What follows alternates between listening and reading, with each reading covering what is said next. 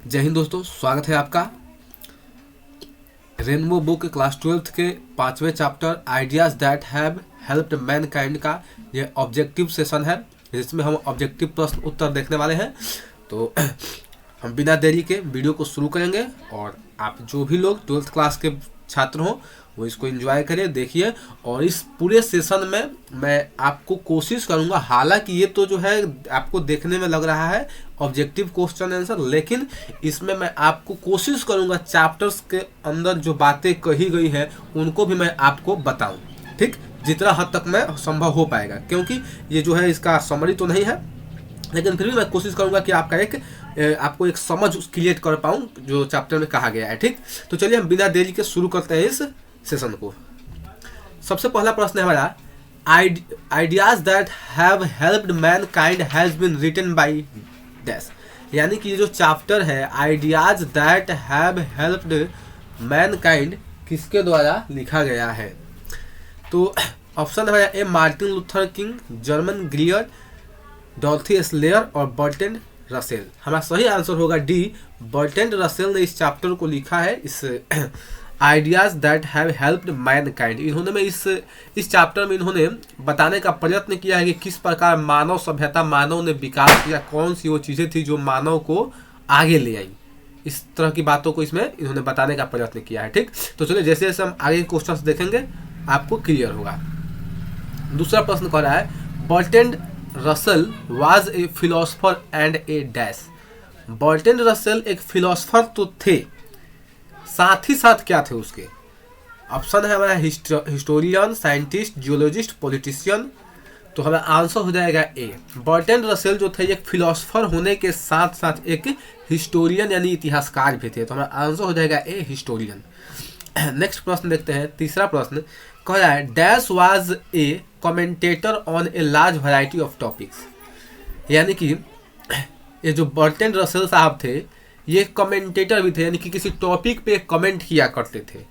जो बड़े बड़े फिलोसफर होते हैं वो किसी मुद्दों पर, किसी बातों पर कमेंट किया करते हैं, तो ये कमेंटेटर भी है। किसी मुद्दे पर, किसी इशू पे, किसी सामाजिक मुद्दा हो गया या कोई भी इशू हो गया, उस पर कमेंट भी किया करते थे। तो ये क्या जो बर्ट्रैंड रसेल थे एक कमेंटेटर भी थे, इस बात को भी आप याद रखिएगा।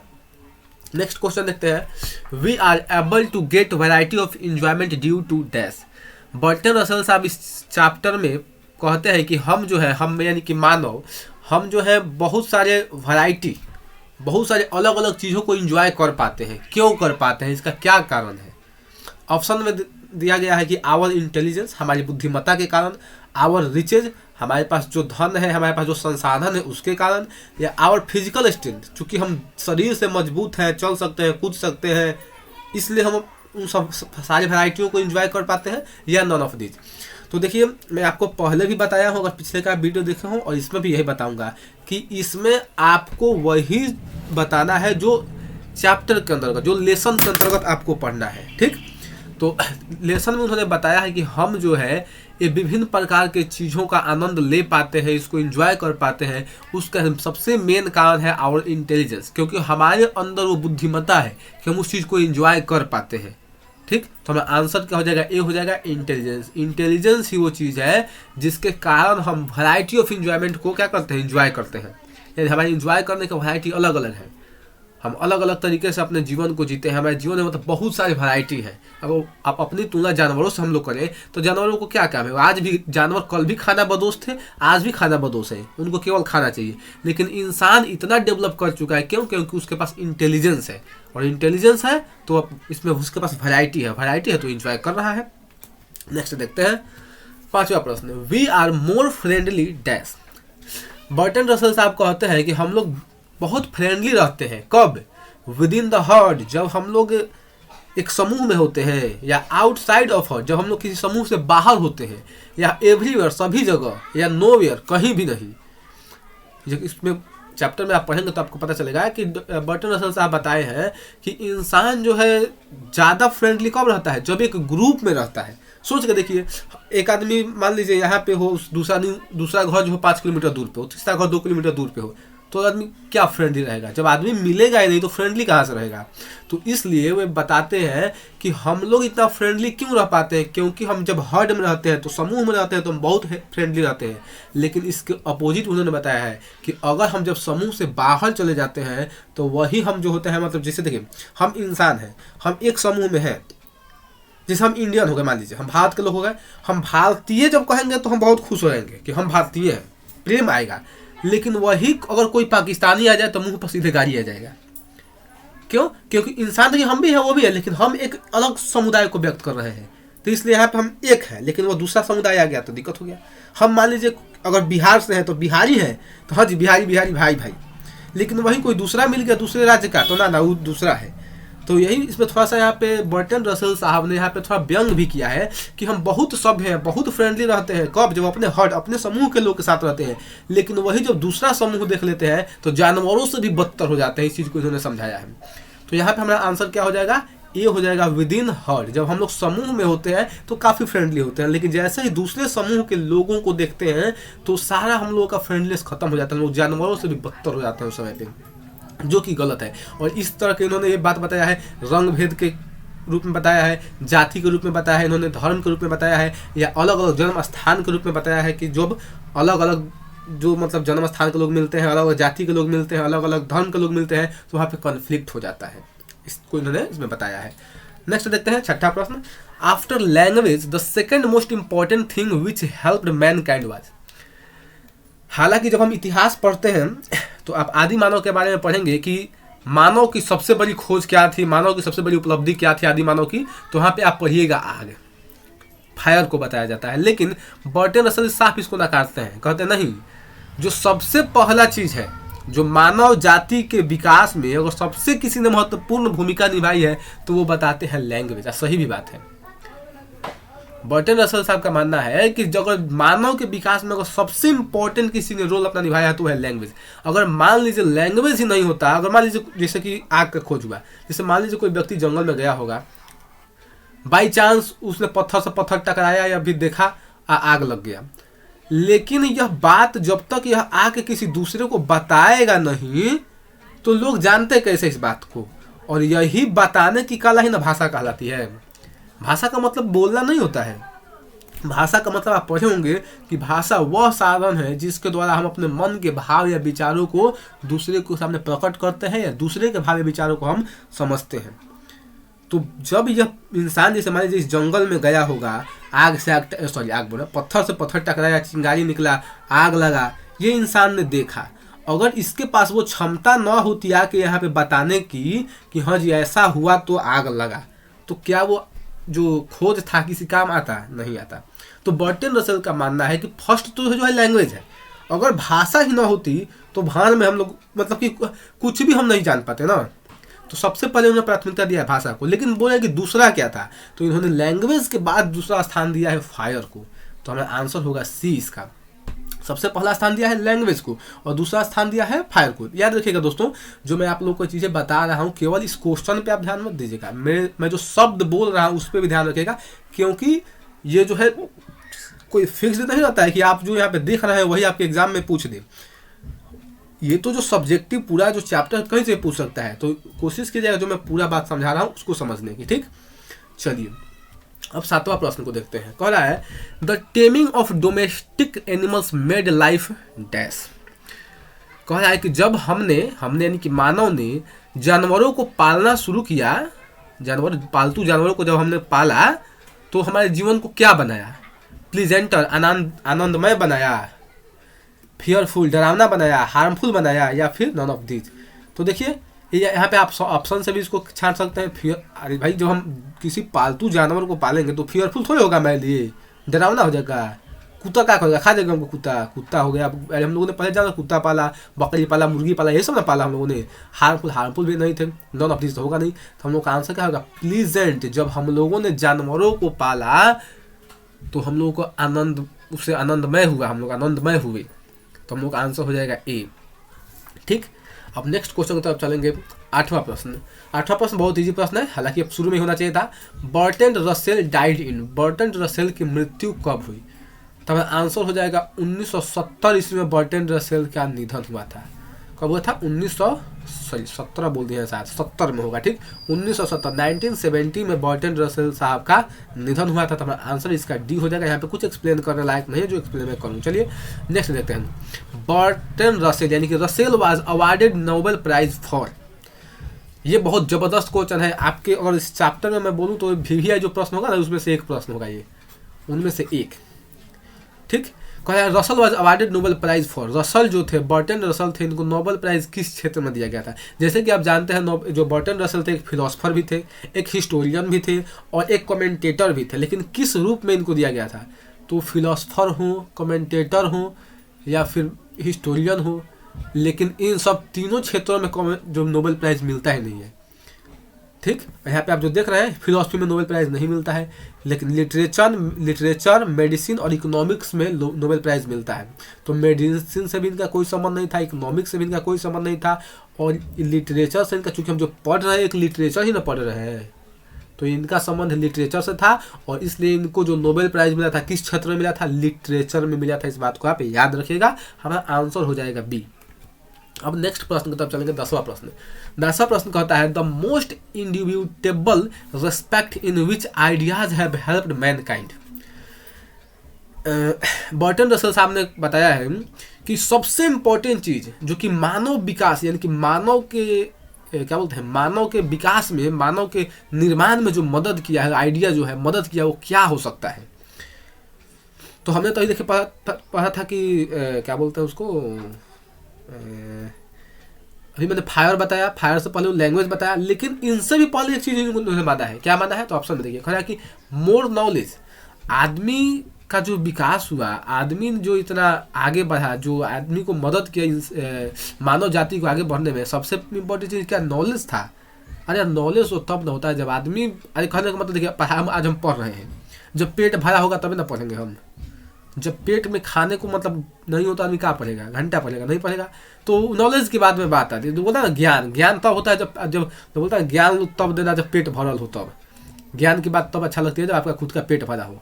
खाने को ना हुआ ज्ञान आप दे तो ठीक नहीं लगता है। तो ये अलग बात हो, नहीं हो सकता है। कहा है नंबर्स, क्या संख्या, हैप्पीनेस खुशी, या लेस नंबर। तो सोच के देखिए, इस चैप्टर में बर्टन रसल साहब ने बताया भी है कि चूंकि जब इंसान शुरू में इंसानों का जब उदय हुआ, इंसान जब धरती पे आए, तो खतरा तो उनको भी होगा। क्या पता जानवर उनको मार दे। मान लीजिए अगर एक जंगल में, सबसे पहले मान लीजिए जंगल में मान लीजिए 5 गो इंसान थे, तो खतरा तो इनको भी था ना कि शेर इनको खा जाए, शेर खा जाए, कुछ भी कोई जानवर इनको खा जाए। तो सबसे पहले विकास तो तब होगा ना जब अपने अस्तित्व को बचा पाइएगा। तो बर्टन रसेल साहब का मानना था कि द मोस्ट, सबसे इंडिब्यूटेबल रेस्पेक्ट, जो कि मानव विकास में मदद किया, जो मानव के लिए मदद किया, वो क्या था? तो उनका कहना था नंबर, कि मानव अरे तभी ना विकास कर पाएगा जब रहेगा।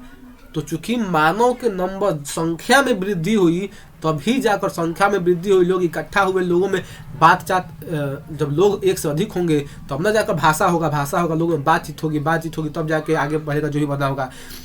और ये नंबर का विकास बर्टन रसल साहब ने इस चैप्टर में बहुत अच्छा बताया है। कहते हैं कि देखिए जो नंबर का विकास था, जैसे मान लीजिए एक समूह हो गया, मान लीजिए यहाँ पे अलग अलग लोग रहते हैं, अलग अलग, ठीक। और इन्होंने बताया है कि जो इन लोगों का जनसंख्या बढ़ा, जो नंबर में वृद्धि हुई, सोच के देखिए आप, क्या वो इंटेंशनली होगी? उस समय जब इंसान शुरू कुछ नहीं जानता, एक जानवर ही था लगभग, क्या उन लोगों ने अपनी जनसंख्या का, उनका इंटेंशन था कि हम दो हमारे बहुत सारा कर देना है? ऐसा नहीं ना होगा। उनको तो इसका इंटेंशन नहीं, उनको तो यही नहीं पता होगा कि बच्चा पैदा कैसे होता है, उसका प्रोसीजर क्या होता है। ऐसा थोड़ी उसको कोई बायोलॉजी पढ़ाया होगा कि जब मेल का और फीमेल का गुणसूत्र मिलता है तब जाके बच्चों का निर्माण होता है, तब जाके कोई मतलब भ्रूण बनता है। सब तो नहीं पढ़ा होगा वो लोग। तो यानी कि बर्टन रसल साहब कहते हैं कि जहाँ तक मुझे लगता है, यानी कि बर्टन रसल साहब बताते हैं कि जहाँ तक मुझे लगता है कि ये जनसंख्या में जो वृद्धि हुई होगी वो इंटेंशनली नहीं होगी। उनका इरादा नहीं होगा कि हाँ हमें जनसंख्या बढ़ाना है, वो बाई फन, लोग बोलते हैं ना फन के लिए उन्होंने एक इंजॉय किया। लेकिन उस इंजॉय का क्या हुआ, एक रिजल्ट मिला कि लोगों ने देखा कि एक फिजिकल रिलेशन होने से क्या हो रहा है कि एक नया बेबी का जन्म हो रहा है। तो इस तरह से इन लोग धीरे धीरे बात को जाने कि हाँ कि आखिर एक नया बेबी बॉर्न कैसे होता है, उसके लिए फिजिकल रिलेशन बनना, शारीरिक संबंध बनना जरूरी होता है। तो इन सब चीज़ों को उन्हें बाद में जाना, लेकिन शुरू में नहीं जानते होंगे ना, शुरू में इंटेंशनली नहीं था इनका। ठीक, तो हमें आंसर इसका बी हो जाएगा। उम्मीद है मैं आपको देखिए कोशिश कर रहा हूँ कि चैप्टर के संदर्भ में जो भी समझा सकूँ समझाने का बिल्कुल प्रयत्न कर रहा हूँ। आप जरूर बताइएगा कमेंट करके, मतलब कि जो मैं समझाने का प्रयत्न कर रहा हूँ आप उस चीज़ को ले पा रहे हैं कि नहीं। ठीक, चलिए 11वां प्रश्न, survival for Homo sapiens primarily was dash. अभी अभी मैंने आपको बताया कि शुरुआत में जो होमोसेपियंस थे, होमोसेपियंस यानी हमारे जो पूर्वज थे, हमारे यानी कि आदि मानव थे, सबसे पहले इनके लिए शुरुआत में सबसे बड़ा प्रॉब्लम क्या था, इनका सर्वाइवल, सबसे बोला है कि survival for Homo sapiens primarily was, शुरुआत में होमोसेपियंस का सर्वाइवल क्या था, वाज ए प्रॉब्लम। क्योंकि जब शुरू में होमोसेपियंस जो आदि मानव जो जन्मे थे हुए थे, उनके अपने अस्तित्व को बचाना ही बहुत मुश्किल था। क्योंकि ऐसा तो नहीं है कि ब्रह्मा जी ऊपर, हालांकि शास्त्रों में माना जाता है कि ब्रह्मा जी ने भेजा था इंसान को, लेकिन ऐसा अच्छा मान लो भेजा भी तो दुइयों को नहीं भेजा होगा, चारों को नहीं भेजा होगा, ऐसा तो नहीं हुआ कि बारिश हुआ होगा मारे खाने इंसान आ गए होंगे पृथ्वी पर। वही बताते हैं बर्टन रसल साहब कि चूंकि इंसान कम थे शुरू में, जो होमोसेपियंस कम थे, तो उनके अपने अस्तित्व को बचाना एक क्या था, समस्या था कि किस प्रकार अपने अस्तित्व को बचाएं। तो हमारा आंसर हो जाएगा कि सर्वाइवल फॉर होमोसेपियंस प्राइमरली मतलब शुरुआत में वाज ए प्रॉब्लम, एक प्रॉब्लम थी, समस्या थी कि किस प्रकार वे अपने अस्तित्व को बचाएं। नेक्स्ट देखते हैं 12वां प्रश्न, कह रहा है कि birds die of hunger in a large number. Bertrand Russell साहब कहते हैं कि जो पक्षियां होती हैं ये बड़ी संख्या में मर जाती हैं भूख के कारण। कब? During summer, during rain, during winter. तो बताते हैं कि सर्दियों के दिनों में जो होती हैं ये पक्षियां एक बड़ी संख्या में इनका क्या बोलते हैं, ये मर जाती हैं भूख के मारे। तो कब बताते हैं? विंटर सीजन में। लेकिन उन्होंने भी बताया है कि समर में सब जाकर भूल जाती हैं, विंटर में मरती हैं लेकिन समर में जाकर भूल जाते हैं कि पिछले साल इनके मतलब पिछले सीजन इनके साथ क्या हुआ था। यहाँ पे बर्टन रसल साहब ने इंसान की तुलना चिड़ियों से की है कि किस प्रकार किस प्रकार चिड़ियों के साथ क्या हुआ है पिछले सीजन में, वो भूल जाती हैं और अपना इंजॉय, लेकिन जब समर आता है तो उसको इंजॉय करती हैं। लेकिन इंसान के साथ उल्टा है। इंसान को अगर पता चल जाए कि भूखमरी होने वाला है या हो रहा है तो वो एक एंजाइटी से मरता है, विषाद से मरता है, उसको पहले से ही टेंशन होता है कि क्या होगा होता है ना। तो इस तरह से मतलब ये इन्होंने तुलना किया है बर्ड्स और मनुष्यों के बारे में कि किस प्रकार बर्ड्स के साथ जो हुआ वो भूलकर अभी वर्तमान को जीते हैं, लेकिन इंसान के साथ इंटेलिजेंस है तो उसका घाटा ये भी है कि वो अपने वर्तमान भूत को नहीं भुलाता है, भूत को यानी कि अपने बीते हुए कल को नहीं भूलता है। चलिए आगे उसको हम देखेंगे। कह रहा है कि every human death by starvation is preceded by a long period of death. वही बात वही मैंने आपको बताया कि जब पक्षियां भूख से मरती हैं तो जाड़े के समय में मरती हैं, लेकिन गर्मी में वो एंजॉय करती हैं, भूल जाती हैं कि पिछले ही सीजन इनके साथ क्या हुआ था, कितनी बड़ी संख्या में इनकी डेथ हुई थी। लेकिन इंसान, जब इंसान को अगर भूखमरी हो तो इंसान उस भूखमरी से मरने के पहले एक एंजाइटी से मरता है, एक विषाद से मरता है, एक टेंशन से मरता है कि भूखमरी मुझे हो गई है। तो ये इंसान की एक कमी भी है। क्यों? क्योंकि कमी इसलिए है क्योंकि इंसान के पास इतनी बुद्धि है, ये इसलिए कमी है, लेकिन चिड़ियों के पास उतनी बुद्धि नहीं है। तो जो इंटेलिजेंस है हमारे लिए अच्छा भी है कोई कुछ सेंस में, लेकिन कुछ सेंस में हमारे लिए क्या थोड़ा गड़बड़ भी करता है। चलिए हम नेक्स्ट देखते हैं।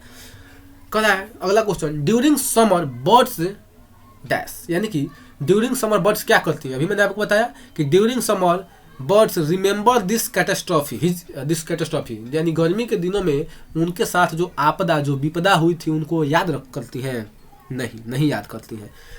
फॉरगेट दिस कैटास्ट्रॉफी, जो उनके साथ घटा उसको वे भूल जाती हैं। बिल्कुल सही। जो पक्षियां होती हैं जो उनके साथ जारी के दिन में हुआ कि क्या उनके साथ कितनी बड़ी घटना घटी थी, कितना बड़ा आपदा आया था, वो सब भूल जाती है और समर में क्या करती है, एंजॉय करती है।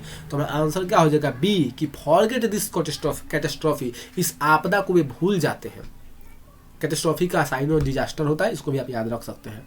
ठीक, तो इस बात को याद रखिए। चलिए नेक्स्ट देखते हैं। Human beings suffer more due to their dash. अभी मैंने आपको बताया कि ह्यूमन बींग, मनुष्य जो है सफर करता है बहुत ज़्यादा। क्यों? क्योंकि उसके पास इंटेलिजेंस है।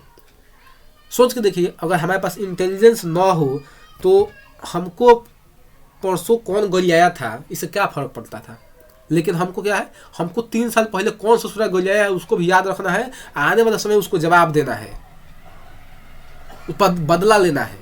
तो चूंकि हमको उससे बदला लेना है, इस बात के लिए हम सफ़र कर रहे हैं कि नहीं, ये बात हमारे दिमाग में घर कर रहा है कि हाँ उसने हमको बोला था। जैसे मान लीजिए आप 12th में है, किसी ने आपको कह दिया है कि देखो हमें उम्मीद बा कि पास हो जाता ढेरे बा, तब तो आप यहाँ पे 400 का तैयारी आप कर रहे हैं कि 400 नंबर हमको लाना है, अब कह दिया कि पास हो जाता ढेरे बा, खुद आपके घर का मान लीजिए कोई कह दिया, तो एक दिमाग में वो चलेगा कि यार कैसे बोल दिया, और उस आपको दिमाग में एक टेंशन लाएगा, आप सफ़र कीजिएगा उससे। तो क्यों? क्योंकि आपके पास इंटेलिजेंस है। अगर इंटेलिजेंस नहीं होता तो आप उसको भूल जाते। तो कई बार इंटेलिजेंस आपके लिए थोड़ा आपके परेशानियों का सबक भी बनता है। तो वही बताते हैं कि ह्यूमन बींग्स जो सफ़र करती है। क्यों? क्योंकि उसके पास इंटेलिजेंस, अगर इंटेलिजेंस नहीं होता, एक पागल आदमी क्या सफ़र करता है? कुछ पागल आदमी को क्या मतलब है? कुछ मतलब नहीं है। लेकिन आप अच्छे हैं तो आपके पास इंटेलिजेंस है, आपको दूसरे के पड़ोसिया के देख के जलना है। पड़ोसिया के 4 जगह आया तो हमारे को कहीं आएगा। इंटेलिजेंस है तब ना, इंटेलिजेंस नहीं होता तो नहीं होता ये चीज़। तो इंटेलिजेंस के कारण इंसान जो है सफ़र करता है, इस बात को भी आप याद रखिएगा। बर्टन रसल साहब का सब करना है। जो भी देखिए चैप्टर में जो भी बात की जाती है वो लेखक की बात की जाती है, याद रखिएगा। कभी कभी आप लोग मतलब सोचता है कि अरे ऐसे कैसे हो सकता है कि इंटेलिजेंस ना होता आदमी तो फिर हो जाएगा। अरे सब सही है, लेखक अपनी चिंताओं को बताता है, अपनी बातों को बताता है, उसके अनुसार आपको चलना है। ठीक, चलिए नेक्स्ट क्वेश्चन देखते हैं। 16वां प्रश्न, एनिमल गेट्स प्लेजर फ्रॉम, जानवरों को किस चीज़ से आनंद मिलता है? म्यूजिक, फुटबॉल, साइंस या नन ऑफ दिस? भाई जानवरों को ना तो म्यूजिक से प्लेजर मिलता है, आनंद मिलता है, ना फुटबॉल से ना साइंस से। एक घटना इन्होंने बताया है बर्टन रसल साहब ने, इस चैप्टर में आप पढ़िएगा तो पता चलेगा कि कुछ शेरों को जंगल से लाया गया और लाकर एक सर्कस में भर्ती किया गया और दिखाया गया कि देखो हम कितना अच्छा काम कर रहे हैं। हम जंगल के शेरों को ला रहे हैं और कहाँ रख रहे हैं? सर्कस में रख रहे हैं। इनको हम जंगल में बेचारों को शिकार करने के लिए दौड़ना पड़ता था, मेहनत करना पड़ता था, हम इनको पका एकदम बना हुआ खाना दे रहे हैं, गाना सुना रहे हैं, फिल्म दिखा रहे हैं, फुटबॉल खेलने को दे रहे हैं, लेकिन फिर भी उनको आनंद, उनको प्लेजर नहीं मिल रहा है। तो ये इंसानों को इससे मिल सकता है क्योंकि इंसानों के पास इंटेलिजेंस है, लेकिन जानवरों के पास इन सबसे कोई मतलब नहीं है। तो इसलिए हमारा आंसर हो जाएगा नन ऑफ दिस। जानवरों को ना तो म्यूजिक से प्लेजर मिलेगा, ना फुटबॉल से, ना साइंस से, क्योंकि इनके पास इंटेलिजेंस की कमी है। नेक्स्ट देखते हैं 17वां प्रश्न, the invention of dash was more important than the domestication of animal. वो क्या था जो कि जानवरों के डोमेस्टिकेशन, जानवरों के पालतू होने से भी ज़्यादा मतलब क्या हुआ, इम्पोर्टेंट था। हम लोगों ने जानवरों को पाला, लेकिन जानवरों के पालने से भी मोस्ट इम्पोर्टेंट चीज़ क्या बना? तो ऑप्शन क्या? Car, invention of car, invention of fire. Invention of fire इसलिए नहीं होगा क्योंकि इन्वेंशन ऑफ फायर पहले हो चुका था। जब हम जानवरों की पालने की बात करेंगे उसके पहले इन्वेंशन ऑफ फायर हो चुका था, और इस कॉन्टेक्स्ट में चैप्टर में बात नहीं की गई है। ये भी याद रख सकते हैं आप। यहाँ पे आप देखिए, यहाँ पे जीके जी सलाह दिमाग मत लगा दीजिएगा। आप साहित्य पढ़ रहे हैं, साहित्य वाला दिमाग लगाइएगा। किस कॉन्टेक्स्ट में बात की गई है उसको आपको याद रखना पड़ेगा। तो यहाँ पे कहते हैं बर्टन रसल साहब कि the invention of agriculture was more important than the domestication of animal. इन्होंने तुलना किया है, एक तरफ रखा है कृषि को और एक तरफ रखा है जानवरों को पालने के। तो कहा कि जानवरों को हमने पाला वो हमारे लिए अच्छा था, लेकिन उससे कहीं ज़्यादा इम्पोर्टेंट था कि हम लोगों ने जब खेती शुरू किया। तो यानी जानवर को पालने से इन्होंने खेती को ज़्यादा महत्वपूर्ण बताया है। तो मेरा आंसर सी हो जाएगा। नेक्स्ट देखते हैं 18वां प्रश्न, बोलते हैं सिविलाइजेशन टॉट अस। सिविलाइजेशन ने हमें क्या सिखाया, सभ्यता ने हमें क्या सिखाया? ऑप्शन का होता है टू बी अनलॉफुल। सिविलाइजेशन हमें यही सिखाया कि हम अनलॉफुल हो जाए, हमारे अंदर कोई भी क्या बोलते हैं नियम कानून हो ही ना, एकदम बिना किसी नियम कानून के रहें, बिल्कुल गलत। तो सीधा उल्टा हो जाएगा इसके। टू बी रूड और क्रूअल, हम क्रूर हो जाएं, भद्र टाइप के आदमी हो जाएं, बिल्कुल गलत, अपोजिट है, दोनों भी नहीं होगा। तीसरा कहा है to be more friendly towards other. Civilisation ने हमें यह सिखाया कि किस प्रकार हम दूसरों से फ्रेंडली होकर रहें, मित्रता पूर्वक हम संबंध बना के रखें। तो मेरा आंसर हो जाएगा सी। सिविलाइजेशन हमें यही सिखाता है कि हम किस प्रकार एक समाज का निर्माण करें। तो समाज का निर्माण कब होगा? जब हम एक दूसरे के साथ मिलकर रहेंगे। तो मेरा आंसर सी होगा। नेक्स्ट क्वेश्चन देखते हैं 19वां प्रश्न, कहा Burton Russell belonged to. Bertrand Russell कहाँ से बिलोंग करते थे, किस देश के थे? तो हमारा आंसर हो जाएगा डी, ब्रिटेन। बर्ट्रैंड रसेल जो थे ये ब्रिटेन के थे। तो दोस्तों उम्मीद है आपको ये सेशन अच्छा लगा होगा। इतने ही प्रश्न है और इससे ज़्यादा नहीं प्रश्न बन रहे थे इस चैप्टर में, जो कि मैं अनुभव कर पाया। और एक आध वैसे प्रश्न जो बन सकते हैं तो मैंने तो आपको लगभग बता ही दिया इसकी, मतलब इस लिटरेचर में इस चीज़ में क्या खेला हुआ है, तो आप उससे ही तो बना सकते हैं।